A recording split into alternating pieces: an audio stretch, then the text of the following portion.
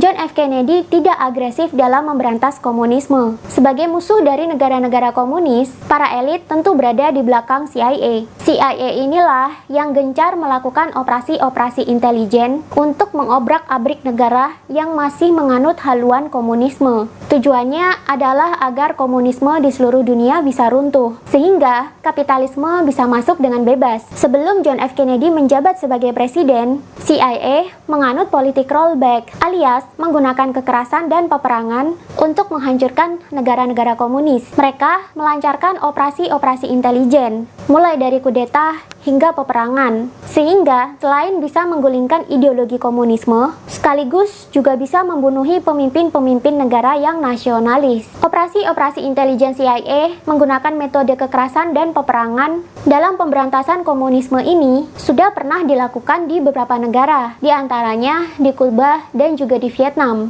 Ketika John F. Kennedy menjabat sebagai presiden, ia tidak mau meneruskan politik rollback. John F. Kennedy memiliki cara lain yang lebih halus untuk memberantas komunisme, yakni the policy of containment. JFK berusaha untuk membendung komunisme dengan cara mengajak para pemimpin-pemimpin negara yang masih komunis atau pro-komunis untuk berdiplomasi dan bekerja sama. Karena itu, John F. Kennedy mau bekerja sama dengan Soekarno untuk mendapatkan Papua. John F. Kennedy berpendapat bahwa Soekarno bukanlah komunis, ia 100% nasionalis. Dan Partai Komunis Indonesia yang berdiri di belakang Soekarno juga terdiri dari 90% orang yang nasionalis. Hanya 10% saja yang benar-benar komunis sejati. Dengan mendukung Soekarno mendapatkan Papua, baru dari situlah John F. Kennedy berencana untuk melakukan kerjasama lanjutan untuk menghapus komunisme di Indonesia. Tapi ini tentu membuat CIA dan para elit kapitalis di belakang CIA marah besar. Sudah terlalu banyak John F. Kennedy merugikan para mafia elit. Karena itu, akhirnya John F. Kennedy dibunuh dengan cara yang tragis. Bahkan, bantuan sebesar 11 juta US dollar pun ke Indonesia belum sempat ditransfer,